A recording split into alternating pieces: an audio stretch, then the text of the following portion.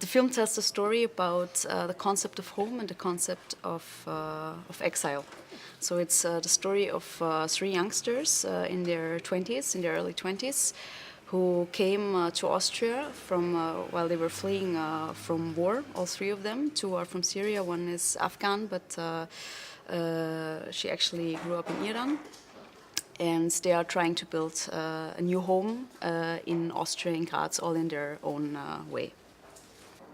Yeah, for me personally, the movie is also about what it means to be a human being in general. Like, we didn't only try to portray three refugees, but also just like human beings with needs and fears also. And we didn't try to focus too much on their refugee stories, on all the shit that has happened to them.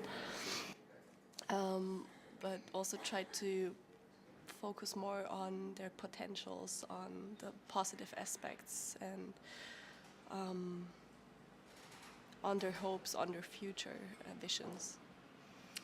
Yeah, actually the work was also a lot about the language itself, so we tried not to use the word refugees in the whole movies. I mean, it came up because from themselves then, because that's the word they identify with.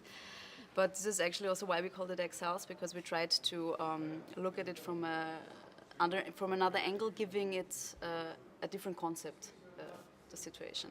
A concept that is not only referring to a certain historical situation, not only to one not only to one country, to one specific country, but a more universal aspect about having to leave your own home and the need to create a new home somewhere else. Yeah. From my impression, it's a super nice festival, very welcoming. I at least feel very much at home. People are very open, and I really like the diversion that's presented in the movies themselves.